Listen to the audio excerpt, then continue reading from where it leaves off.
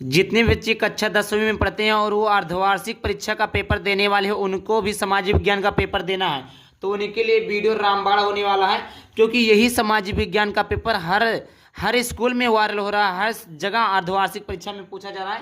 ये अर्धवार्षिक परीक्षा का वायरल पेपर है क्योंकि ये हर स्कूल में पूछा जा रहा है। उसके साथ साथ आपको ये बोर्ड के लिए भी काफ़ी ज़्यादा इंपॉर्टेंट, जी प्यारे बच्चों आपने बिल्कुल सही सुना, ये अर्धवार्षिक परीक्षा के लिए भी काफ़ी ज़्यादा इंपॉर्टेंट है। उसके साथ साथ बोर्ड एग्जाम के लिए भी काफ़ी ज़्यादा इंपॉर्टेंट होने वाला है ये पेपर। तो आप लोग इस वीडियो को पूरा देखिए, पसंद आए तो वीडियो को लाइक करके चैनल को सब्सक्राइब जरूर करिएगा।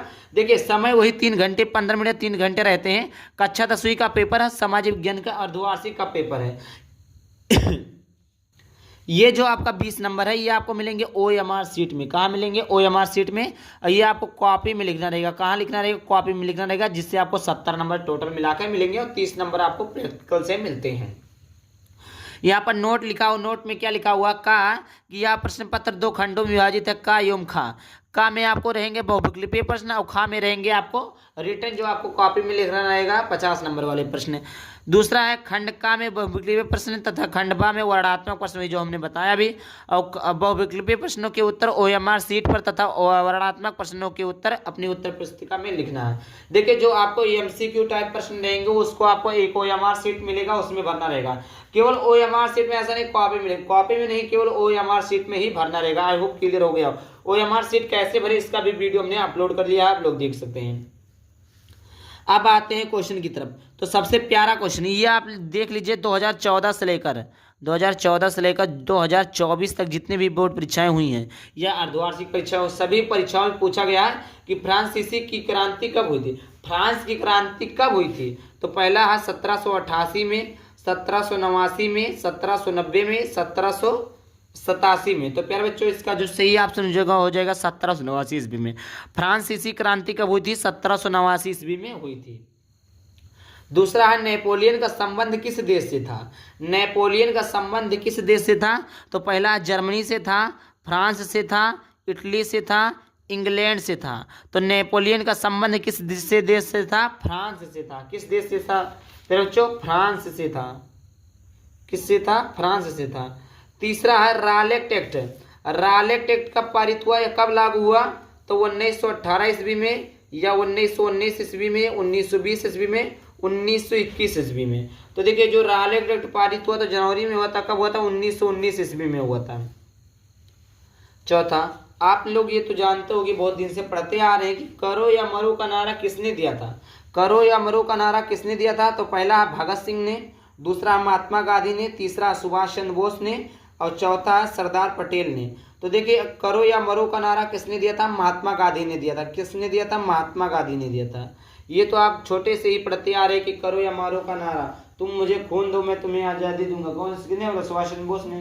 तुम करो या मरो किसने बोला था? महात्मा गांधी ने। 5वां नंबर का प्रश्न है कि जर्मनी के एकीकरण में मुख्य भूमिका किसकी थी? मुख्य मीन्स क्या होता है? प्रधान माने जो सबसे सबसे मुख्य समझ लीजिए। तो मुख्य भूमिका किसकी थी? नेपोलियन की, ज्यूसेपी मेंसिनी की, ऑटोमन बिस्मार्क की, कोई नहीं। तो देखिए जो जर्मनी की मुख्य भूमिका, जर्मनी की एकीकरण की जो मुख्य भूमिका थी फिर बच्चों वो थी ऑटोमन बिस्मार्क की थी। ऑप्शन नंबर सी करेक्ट हो जाएगा, मतलब सा। 6वां है महात्मा गांधी अफ्रीका से कब वापस आए? तो महात्मा गांधी अफ्रीका से कब वापस आए थे? 1914 में, 1915 में, 1918 में, 1919 में। तो देखिए 1915 ईस्वी को लौटे थे। और यहीं पर प्रश्न आ जाता कि महात्मा गांधी अफ्रीका क्या करने गए थे? तो वकालत करने गए थे। ऐसा भी आपको प्रश्न पूछ सकता है। समझ आ गया? आगे बात करते हैं। अगला क्वेश्चन आपका क्वेश्चन नंबर 7। क्वेश्चन नंबर 7 है कि लेटराइट मिट्टी का रंग होता है। लेटराइट मिट्टी का रंग क्या होता है? लाल होता है, फिर बच्चों काला होता है, पीला होता है, भूरा होता है। तो लेटराइट मिट्टी का जो रंग होता है वो लाल होता है। क्या होता है फिर बच्चों? लाल होता है। अगला प्रश्न है पर्वतों पर मृदा अपरदन का साधन है।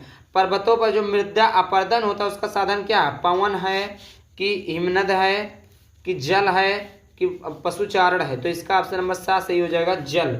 जल जो पर्वतों पर मृदा अपरदन का क्या है फिर बच्चों? साधन है। आगे है 9वां नंबर का प्रश्न है कि देश के किस राज्य में जल की कमी रहती है? तो देश के किस राज्य में जल की कमी रहती है? तो राजस्थान में कि बिहार में कि बंगाल में? सिक्किम। बिहार में भैया तो पानी भरा, बंगालों में, सिक्किम में, लेकिन राजस्थान में जल की कमी रहती है। 10वां आपका है सलाल बांध किस नदी पर बना है। सलाल बांध किस नदी पर बना, ये भी आपका वेरी इंपॉर्टेंट क्वेश्चन है। पहला सतलज, दूसरा महानदी, तीसरा चिनाव, चौथा है कृष्णा। तो प्यारे बच्चों इसका जो सही है ऑप्शन है ऑप्शन नंबर सी से हो जाए, चिनाव नदी में सलाल बांध स्थित है। अगला नंबर का प्रश्न है 11 नंबर का कि निम्न में से कौन सी रबी फसल नहीं है। रबी फसल गर्मी की फसल होती है, कपास, गेहूं, जौ, सरसों। तो देखिए इसमें जो है जो कपास की फसल है वो आपकी रबी फसल नहीं है, रबी फसल कपास की फसल नहीं है। 12 नंबर का प्रश्न है यूरोपीय संघ का मुख्यालय कहाँ है। यूरोपीय संघ का मुख्यालय कहाँ है, तो आस्लो में, ब्रुसेल्स में, जिनेवा में, एम्स्टर्डम में। तो देखिए यूरोपीय संघ का जो मुख्यालय स्थित है प्यारे बच्चों वो स्थित है ब्रुसेल्स में। कहाँ स्थित है, ब्रुसेल्स में। आगे प्रश्न है 13 नंबर का कि श्रीलंका में निम्न में से कौन सा धर्म है। श्रीलंका में निम्न में से कौन सा धर्म है, तो बौद्ध धर्म है कि हिंदू धर्म है कि ईसाई धर्म है कि इनमें से कोई नहीं। बौद्ध धर्म आपका है, हिंदू धर्म, इस्लामी धर्म, इनमें से कोई नहीं। तो इसका ऑप्शन नंबर आ सही हो जाएगा, श्रीलंका में ये बौद्ध धर्म स्थित है। आगे बात करते हैं 14 नंबर का प्रश्न आपका है। 14 नंबर का प्रश्न है कि भारत में कुल कितने संघीय राज्य हैं। भारत में कुल कितने संघीय राज्य हैं, 28 हैं, 29 है, 27 है या 30 है। प्यारे बच्चों देखिए जो भारत में कुल संघीय राज्य हैं वो 28 हैं। 27 नंबर का प्रश्न है 15 नंबर का प्रश्न है कि भारत में सर्वाधिक बोले जाने वाली भाषा। तो आपको तो ये पता होगा कि हिंदी जो है सबसे ज़्यादा 56 करोड़ लगभग 133 करोड़ लोगों में 56 करोड़ भाषा 56 करोड़ लोग क्या बोलते हैं, हिंदी बोलते हैं। और उसमें छोड़कर जितने हैं कुल मिक्स भाषा बोलते हैं। तो सबसे ज़्यादा भाषा बोलने जाने वाली कौन सी भाषा है, हिंदी भाषा है। आगे देखते हैं अगला क्वेश्चन। अगला क्वेश्चन है 16 नंबर का कि भारत की कितने प्रतिशत जनसंख्या गरीबी की रेखा के नीचे है। तो 25%, 22%, 24% और आपका कितना है 26%। तो देखिए आपका जो है वो आपका है 22%। ये देखिए 2010 या 12 की गणना है और अब की गणना तो पता नहीं, बट 2010 या 12 की गणना के हिसाब से 22% है। 17 नंबर का प्रश्न है निम्नलिखित में से किसके औसत आय भी, मतलब 4 दिए हैं, 4 में से किसे औसत आय भी कहा जाता है। जैसे राष्ट्रीय आय, कुल आय, सभी प्रति व्यक्ति आय। तो क्या राष्ट्रीय आय को औसत आय कहा जाता है, बिल्कुल नहीं। कुल आय को औसत आय कहा जाता है, बिल्कुल नहीं। प्रति व्यक्ति आय को औसत आय कहा जाता है, ये सही है। 18 नंबर का प्रश्न प्यारा क्वेश्चन है, सबसे अच्छा क्वेश्चन है। भारत में जीविका का प्रमुख स्रोत है। भारत में सबसे ज्यादा जो लोग हैं वो किस पे डिपेंड है, उद्योग पर, कृषि पर, व्यवसाय पर, इनमें से कोई नहीं। तो सबसे ज्यादा जो हैं कृषि पर। कृषि यानी खाने बिना आप मर जाएंगे, मतलब बिना पानी के सॉरी बिना अनाज के रह सकते नहीं रह सकते बिना, तो वही चीज़ है, कृषि सबसे प्रमुख भूमिका है। क्या है, प्रमुख भूमिका है। आगे बात करते हैं 19 नंबर का प्रश्न कि कौन सा क्षेत्रक सबसे अधिक रोजगार देता है। तो कौन सा क्षेत्रक सबसे अधिक रोजगार देता है, प्राथमिक क्षेत्रक, तृतीय क्षेत्रक, द्वितीय क्षेत्रक, कोई नहीं। तो देखिए कौन सा क्षेत्रक सबसे अधिक रोजगार देता है, वो देता है तृतीय क्षेत्रक, सॉरी तो द्वितीयक है, तृतीय क्षेत्रक देता है। 20 नंबर का प्रश्न है निम्न में से सार्वजनिक क्षेत्र कौन नहीं है। मतलब सार्वजनिक क्षेत्र मतलब सर्व माने सभी, जनिक माने लोगों का, सभी लोगों का कौन सा क्षेत्र नहीं है। रेलवे, डाकघर, सेल, डिस्को। तो इसका ऑप्शन आप सभी लोग कमेंट बॉक्स में बताइएगा। आप लोग कॉमन सेंस लगा सकते हैं, रेलवे तो सबका है ना, सभी लोग आ जा सकते हैं। सेल, डिस्को, डाकघर, तो कौन सा सार्वजनिक क्षेत्र नहीं है। अब देखिए आगे बात करते हैं खंड खा। अब देखिए खंड का में आपके थे 20 नंबर के बहुविकल्पीय प्रश्न। अब खंड खा में है वर्णात्मक प्रश्न जो कि है आपके 50 नंबर के। लघुत्तरीय प्रश्न, भारतीय राष्ट्रवाद के उदय के 3 कारणों को लिखिए। भारत राष्ट्रवाद के उदय के 3 कारणों को लिखिए। अथवा फ्रांसीसी क्रांति का यूरोप पर क्या प्रभाव पड़ा, ये आपका है 4 नंबर का प्रश्न। दूसरा नंबर का प्रश्न है कि भूक्षरण रोकने के कोई 3 उपाय समझाइए। अथवा करके चिपको आंदोलन, चिपको वो जो पड़ा चिपका रही, अथवा कंगनवा जोड़ के 4 वही है, चिपको आंदोलन। तो दूसरा ऑप्शन हो गया, दूसरा क्वेश्चन हो गया। तीसरा क्वेश्चन है भारत में जाति प्रथा की राजनीति एवं समाज पर क्या प्रभाव पड़ा, ये आपका 4 नंबर है। मन करे तो आवे लिखे, मन करे तो लिखो, ना मन करे तो ना लिखो। अगर बाद में अगर ना आवे तो यका लिख दो। सामाजिक विभाजन से आप क्या आशय है। चौथा नंबर का प्रश्न है कि मानव विकास में स्वास्थ्य की क्या भूमिका है, 4 नंबर का है, अथवा करके। दूसरा प्रश्न, अर्थव्यवस्था के तृतीय क्षेत्रक से कि आप क्या समझते हैं। आगे है आपका दीर्घ उत्तरीय प्रश्न। पांचवा है भारत छोड़ो आंदोलन पर एक संक्षिप्त निबंध लिखिए, जो कि आपका 6 नंबर पर है, अथवा करके। अगर वो नहीं समझ में आता तो आप ये लिखिए 1789 ईस्वी की फ्रांस की क्रांति की क्रांति। ये आपका 2014 से लेकर 2024 फ्रांसीसी की क्रांति, इटली का एकीकरण, जर्मनी का एकीकरण, ये सब इंपॉर्टेंट है। सभी महात्मा गांधी के आंदोलन, महात्मा गांधी के सत्याग्रह, ये सब टॉपिक इंपॉर्टेंट है।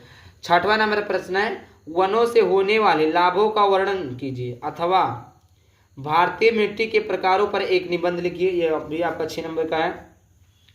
सातवां नंबर का प्रश्न है संघवाद क्या है, भारत के संघीय ढांचे की 4 विशेषताएं बताइए, आपका 6 नंबर का है, अथवा करके है। जातिवाद क्या, भारतीय लोकतंत्र में इसकी क्या भूमिका है, यह आपका 6 नंबर का है। 8वां नंबर का है संगठित तथा असंगठित कार्य क्षेत्र में अंतर स्पष्ट कीजिए, अथवा है विकसित देशों की किन्हीं 3 विशेषताओं का वर्णन कीजिए। अब अगले आता है मानचित्रकार। मानचित्रकार में ये आपका 5 नंबर का इतिहास से, 5 नंबर का भूगोल से। जैसे वह स्थान जहाँ जलियांवाला बाग हत्याकांड होता, मानचित्र कैसे भरे मैं बताया हूँ 2024 में, इस साल भी बताऊंगा, चिंता लेने की कोई बात नहीं। ये 5 क्वेश्चन है, तो ये जो 5 क्वेश्चन है 5 नंबर का है, एक क्वेश्चन 1 नंबर का, समझ में आ गया। तो ये आपका मानचित्र में भरना है। मानचित्र में दिखा देता हूँ किस प्रकार रहेगा। ये देखिए जिस प्रकार ये मानचित्र भरा, जैसे अमृतसर यहाँ है, लाहौर यहाँ है, लखनऊ यहाँ है, चौरी चौरा इधर है, चंपारण इधर है, गोरखपुर में दांडी इधर है, खेड़ा इधर है, मुंबई इधर है, और ये नागपुर इधर है, मद्रास इधर है, कोलकाता इधर है। तो इस प्रकार आप मानचित्र में भरना है। इसका वीडियो फुल डिटेल वीडियो लाऊंगा।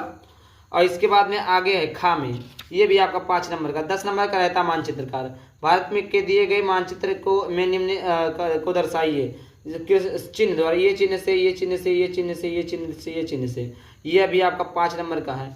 आई होप वीडियो पसंद है, वीडियो को लाइक कर दो, चलो को सब्सक्राइब करना। चलिए मिलते किसी नए टॉपिक के साथ, तब चलिए बाय बाय, थैंक यू, जय हिंद, जय भारत, वंदे मातरम।